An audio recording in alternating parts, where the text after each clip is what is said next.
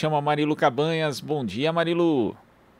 Oi, Glauco, bom dia para você, para a equipe, para todo mundo que está acompanhando aqui o Jornal Brasil Atual, pela Rádio Brasil Atual e TVT. Bom, a gente vai discutir um assunto muito importante, que é sobre a informação, a qualidade da informação, qual que é o impacto da desinformação sobre a nossa democracia e os direitos humanos, como a sociedade é afetada direta ou indiretamente, o que a sociedade civil pode fazer para reverter ou mitigar os efeitos nocivos das fake news sobre as nossas vidas. Bom, eu vou atrás dessas respostas com os nossos convidados, que são os queridos, viu? O Lucas Paolo, que é coordenador da área de Memória, Verdade e Justiça do Instituto Vladimir Herzog, e o João Brant, coordenador do Desinformante, pesquisador e consultor em políticas de comunicação e cultura, sócio da Ponteio e diretor do Instituto Cultura e Democracia. Bom dia, Lucas e João, sejam muito bem-vindos. Bom dia, Marilu. Bom dia, Lucas. Bom dia, João. Bom, eu vou começar aqui com o João. João, eu já falei que você é coordenador do Desinformante e as pessoas que não conhecem ainda podem pensar o que é esse desinformante, né? Eu já entrei aqui no site, né, desinformante.com.br, informação confiável sobre desinformação. Eu queria que você falasse como é que foi a construção desse espaço, né? Eu li que tem a ver com a mudança na arquitetura do ambiente informacional, é isso, João?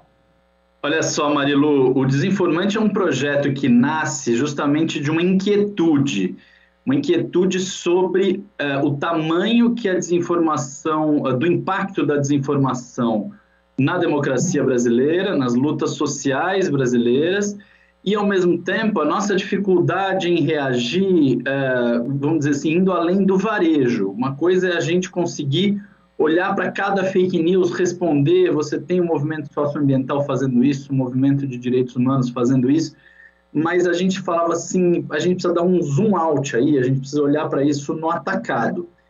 Há uma série de entidades de direitos digitais preocupadas também com isso, mas nos parecia que estava faltando uma discussão que partisse de quem sofre a desinformação, de quem sofre os efeitos da desinformação no dia a dia. Não à toa a gente foi buscar parceiros justamente nesses campos. Então, o Vladimir Herzog é para nós uma honra ter como parceiro nesse projeto, como uma entidade que olha para isso a partir do campo dos direitos humanos.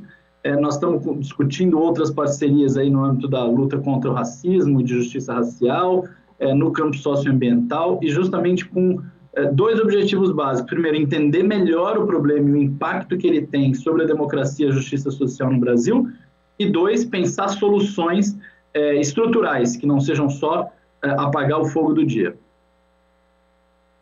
Bom, agora, Lucas, como é que você recebe, né, essa parceria, enfim, com o Desinformante, Instituto Vladimir Herzog, como o João falou, ele vai atuar, né, esse espaço vai atuar juntamente com outras áreas da sociedade, direitos humanos uma delas.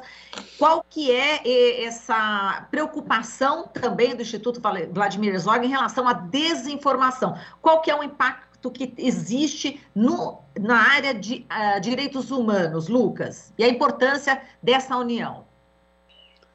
Marilu, então, bom dia mais uma vez, bom dia a todos os ouvintes da Rádio Brasil Atual. É super importante a gente estar fazendo esse debate aqui, porque a gente, enquanto Instituto Vladimir Herzog, a nossa missão é defender a democracia, aperfeiçoar a democracia, os valores dos direitos humanos e promover uma cultura de paz. E para isso a gente trabalha com o pessoal que acompanha o Instituto, sabe, a gente trabalha com educação em direitos humanos, com jornalismo e liberdade de expressão e com a área que eu coordeno, que é Memória, Verdade e Justiça. E se você olhar para todos os projetos, todas as linhas de atuação que a gente tem, tudo que a gente faz no contexto contemporâneo, a gente esbarra, a gente tem que enfrentar o problema da desinformação. Então, se a gente olhar para um exemplo clássico da questão da educação, escola sem partido, por exemplo, toda a discussão que envolveu a questão da escola sem partido é um grande sistema de desinformação que foi criado para que a gente não pudesse avançar nas discussões sobre que escola e que educação, e no fundo a gente fala em educação em valores, né? Que valores a gente quer que sejam promovidos, sejam construídos na sociedade para que a gente tenha uma sociedade mais justa. Então, no fundo, se transformou uma discussão sobre igualdade por meio da educação na sociedade, uma educação participativa, mais democrática, e uma discussão ideológico-partidária em que a educação seria partidarização de pontos de vista. Então, um exemplo claro disso. Se a gente falar de jornalismo e liberdade de expressão, Marilu, qualquer jornalista, qualquer pessoa está estampado todos os dias o problema que todos os jornalistas estão enfrentando para conseguir diferenciar o que é fato, o que é opinião, o que é informação, o que é desinformação.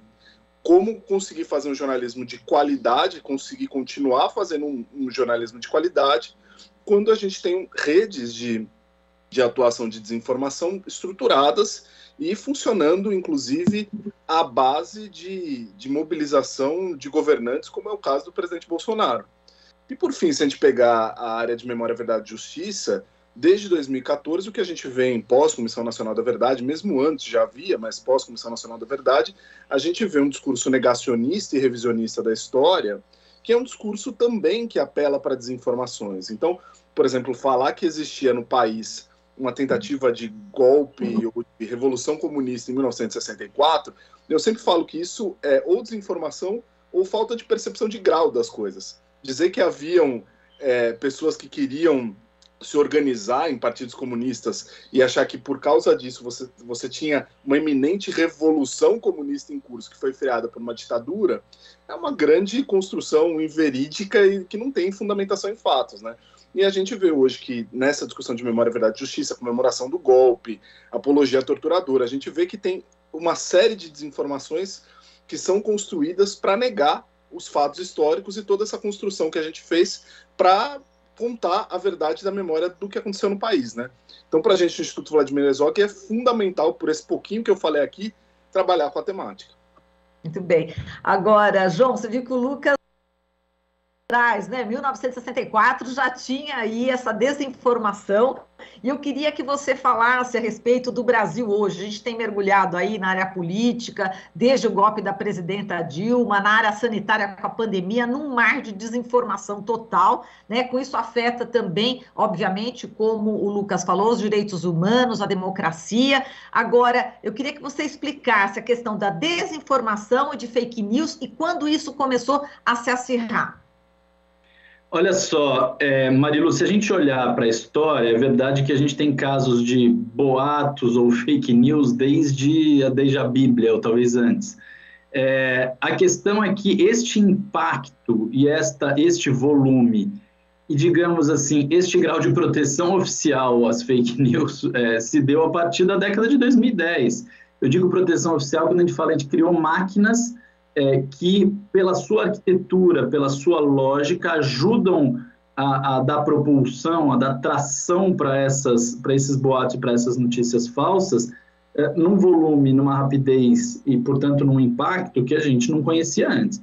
E isso passa a ser um problema porque você, muitas vezes, não tem como reagir a isso na mesma moeda, ou seja, a mentira, o boato corre rápido, e a verdade corre muito lenta, né? A gente vê os esforços que os grupos de fact-checking fazem, que são super valorosos e importantes na sua missão, mas na prática o que a gente tem quando você tem um ambiente que é majoritariamente anônimo, ou que ele é segmentado, ou seja, eu estou falando só com os meus, eu tenho muito pouca incentivo moral a agir diferente, a não mentir, a não trabalhar boatos.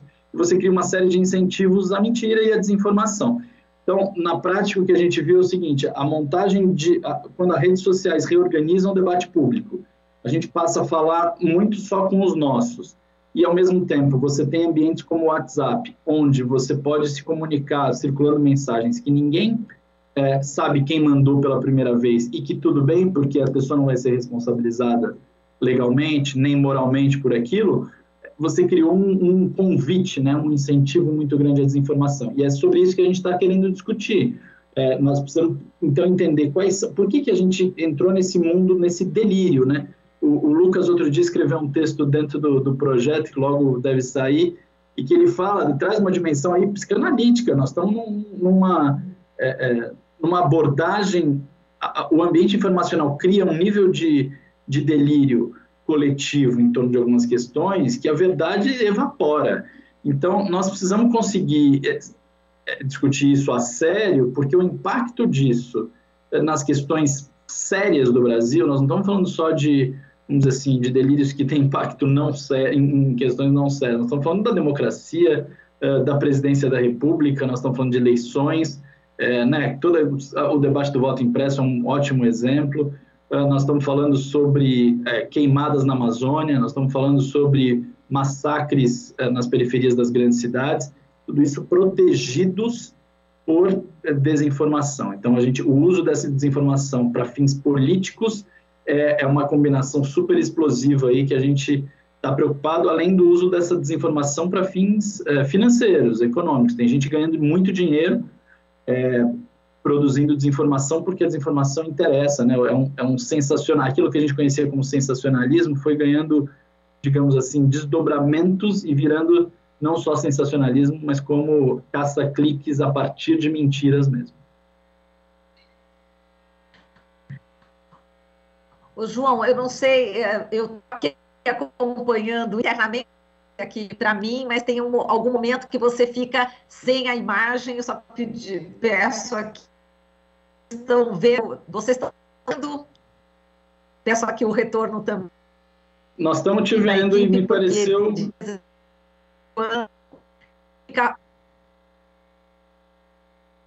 Acho que a gente está com um pouquinho de problema aqui, mas vamos tentar aqui continuar. Eu estou vendo vocês, mas vamos ver o que a gente pode fazer em relação a essa questão. Eu estou aqui aguardando. Vamos ver as informações que nós temos aqui da nossa equipe, da nossa produção.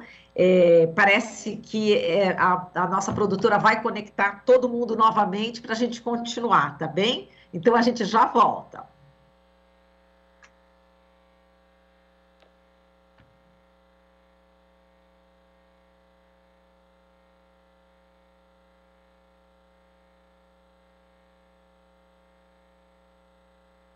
Eu acho que, enquanto isso, Lucas, estou entendendo que a gente está ao vivo e que a Marilu está reconectando. Se for isso, acho que a gente podia falar rapidamente o que a gente está pensando aí dentro do projeto como próximos passos. Espera que eu não sei se a gente está ao vivo. Será? Pode ser. Tá bem. Se estivermos, eu vou falar aqui o seguinte. Nossa ideia, então, é iluminar o problema da desinformação além do varejo, né? Sair do varejo e olhar para o atacado. Isso significa realmente compreender e trazer alguns exemplos. Oi, Marilu. Oi, estamos aqui já. Vamos lá. Bom, eu queria que vocês... Agora passou para o Lucas, né? Lucas, eu queria que você falasse a respeito, enfim, dos direitos humanos e como que essa desinformação está atingindo também da pandemia, né? A gente precisa falar que vai ter 600 mil mortos na pandemia, como a desinformação prejudicou, enfim, essas pessoas, essas famílias, que são informações que seriam muito importantes, que foram deixadas de lado. A fake news realmente provocou um estrago muito grande, e a partir também da própria presidência da República, né, Lucas? Isso afeta diretamente aí os direitos humanos, direito à saúde, direito à vida, né? Sim, Marilu. Acho que eu tô escutando, tá um pouquinho ruim o sinal, mas eu acho que eu peguei tudo certinho da pergunta. A gente estava aqui também conversando no off um pouco sobre as próximas ações do projeto também, mas pegando nessa questão da pandemia, o João falou, acho que dá para a gente pensar uma imagem, né, para isso. O João falou dessa questão de um texto que a gente está trabalhando, da questão do delírio, né? No livro Delírio do Poder, da Márcia Tiburi, ela chama de delírio justamente essa ausência de explicação, esse vazio que faz com que a pessoa fique girando em falso. Então imagina numa situação em que a gente tem um gira-gira, o gira-gira tem um eixo ali, né? Você pode girar o quanto você quiser, né? As crianças brincam, giram, que o eixo está ali. O eixo garante que elas vão ficar no lugar. A pandemia, o que a pandemia fez? Ela tirou, a gente já estava sem eixo, fora do eixo há muito tempo, e a pandemia veio e tirou esse eixo. E a gente começa a girar em falso com relação a uma série de problemas de saúde pública, de relação social, de relação de trabalho, de enfrentamento aos problemas que a gente já tem na democracia, né? Então, todos esses problemas que são, sim, problemas dos direitos humanos, porque os direitos humanos no fundo, o que eles garantem, o que eles pretendem garantir é dignidade humana, uma vida digna para todas as pessoas. Quando a gente vem com a pandemia, o que acontece é que a gente perde esse eixo e a gente fica tentando girar e se encontrar de novo como que a gente organiza a vida social. E o que a gente teve no país, na verdade, foi justamente uma luta da ciência, de algumas instituições tentando balizar, e acho que balizar é uma palavra boa, e seria uma baliza de novo nesse girar, nesse tentar se encontrar. E a gente teve o outro lado, o presidente da República, insistindo num delírio coletivo.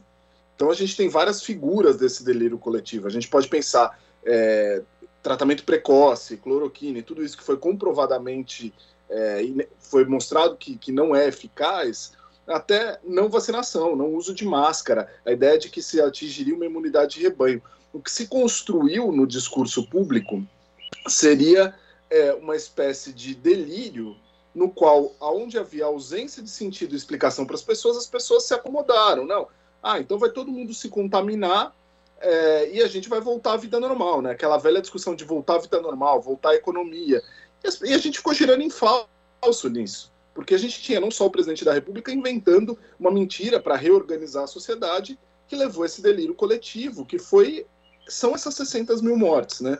Então, acho que aí a gente tem um exemplo muito claro do que a desinformação pode produzir, essencialmente na sociedade. Ela retira essas balizas de senso comum e de bom senso que a ciência, que as instituições, que a esfera pública trazem para que a gente possa organizar a nossa vida social. E sem isso, o que a gente fica girando em falso. E girando em falso num desastre que foram essas 600 mil mortes, né?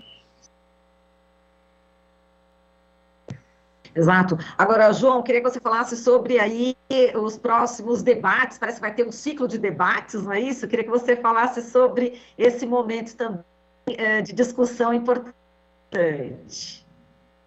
Olha só, Marilu, nós estamos pensando vários espaços de debate, de trazer informação relevante, né, nesse ângulo que a gente estava falando de impacto e de propostas e saídas. Então, tem algumas coisas que a gente está planejando aí com o próprio Instituto Vladimir Herzog, que passa pelo caso do Jacarezinho, que logo vem novidades. Nós pretendemos fazer daqui a umas 3 semanas aí um ciclo de lançamento, vamos discutir isso e tentar fechar nos próximos dias. Nós temos um ciclo de debates acontecendo neste momento, até no dia 13 de manhã vai ter a penúltima etapa, que é justamente o impacto da desinformação nas lutas sociais e nas questões sociais, e nós vamos ter a participação aí também, inclusive do Lucas como debatedor, e do Cláudio Ângelo, do Observatório do Clima, da Gabriela de Almeida, que trabalhou em cima do caso Marielle, e tem um mestrado dela sobre isso, e trabalhou no Redes Cordiais, num projeto super interessante com agentes comunitários de saúde, e percebendo e discutindo a desinformação na pandemia. Então, são esforços que a gente está fazendo. O projeto ele começa aos poucos, vamos dizer assim, ele tem uma ideia da gente poder construir isso aí ao longo desse próximo ano, mas sendo um espaço de criação de uma referência, de um ambiente comum de debate e de olhar para a desinformação a partir desse ângulo que eu estava explicando antes. Exato. E nesse contexto, né, João, também de Facebook, aí dando todo esse blackout junto com o WhatsApp, com o Instagram, e também como é que você considera, né, essa questão das grandes estruturas, dessas gigantes de tecnologia e a popularização mundial desses serviços, né? Como é que é possível, dentro disso, combater essa desinformação, João? Olha, para mim, o que aconteceu, o blackout que a gente viu na terça-feira, se não me engano, né? Ele revela 2 coisas. Primeiro, ele revela o nosso grau de dependência com uma só empresa. Isso é o oposto do que se pensou quando se criou a internet, né? A internet ela é uma rede resiliente, justamente porque ela é distribuída tanto vamos dizer assim, quem está produzindo, te oferecendo serviços e produzindo informação, quanto na sua própria estrutura. O que a gente viu na terça-feira foi como a ultradependência faz, inclusive, com que a internet perca essas vantagens. e isso acho que levanta toda uma discussão sobre monopólio e sobre oligopólios nesse campo. A segunda questão é que a gente entendeu que a gente está lidando com serviços essenciais. Essa dimensão, e isso a gente não pode negar, nós estamos falando de serviços que passaram a ser estruturantes na vida econômica, social e de trabalho do brasileiro. Então, isso faz com que, na prática, a gente tenha que olhar para a questão sobre os dois ângulos. Uma é como é que a gente diminui a dependência, outra é como é que a gente reconhece que essa dependência é fruto de uma essencialidade do serviço e a gente precisa conseguir, portanto, regulá-lo, olhar para ele e pensar obrigações dessas empresas vinculadas a essa dimensão essencial. Agora, perguntou sobre como é que isso cria dificuldade para enfrentar a desinformação.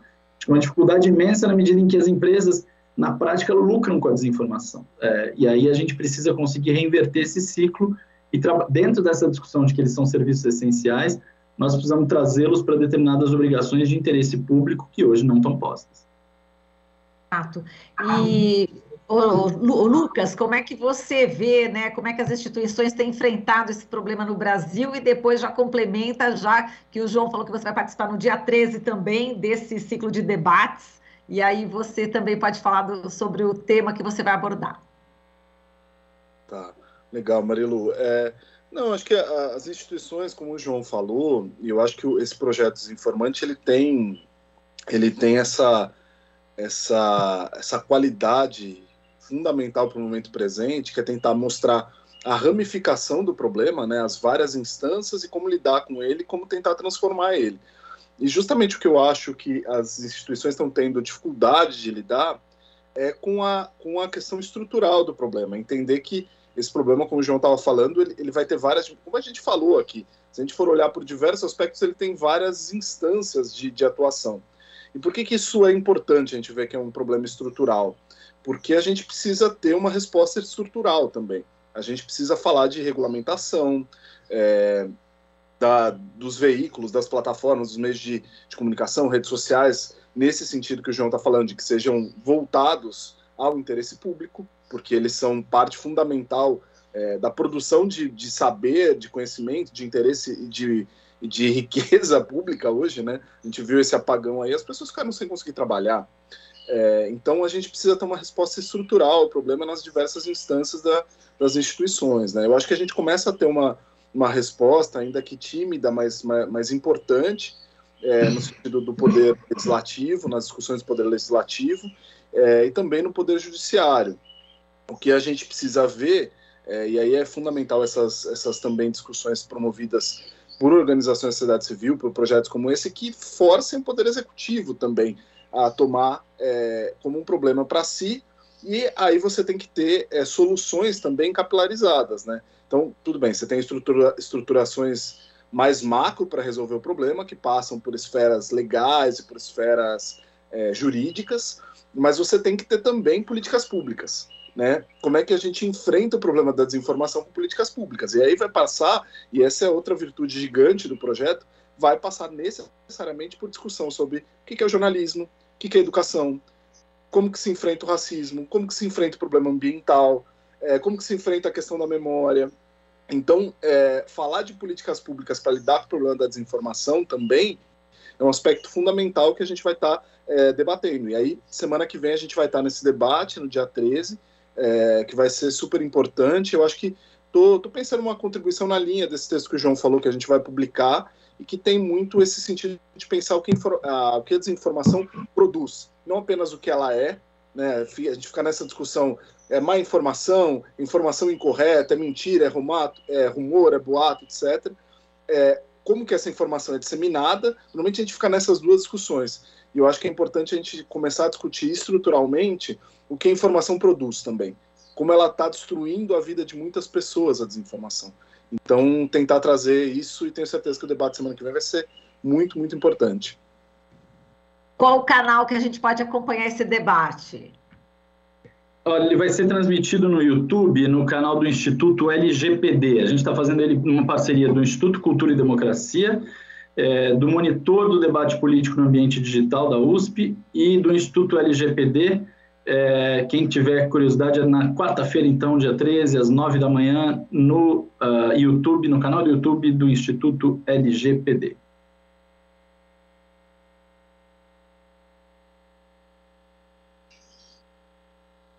Desculpa. Quarta, 9 da manhã, estava com o microfone fechado. Quarta, 9 da manhã, no YouTube, no Instituto... LGPD. LGPD.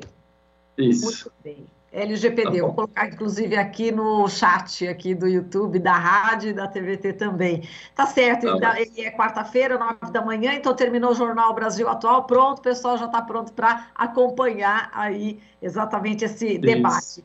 Bom, muito obrigada aqui, João Brant, coordenador do Desinformante, pesquisador e consultor em políticas de comunicação e cultura, sócio da Ponteio e diretor do Instituto Cultura e Democracia, e Lucas Paolo, coordenador da área de Memória, Verdade e Justiça do Instituto Vladimir Herzog. Um grande abraço para vocês dois, até mais. Um abraço, Marilu, um abraço aos que nos assistem ou escutam. Tchau, tchau, gente. Valeu, beijo. Você está ouvindo Jornal Brasil Atual. As notícias que os outros não dão.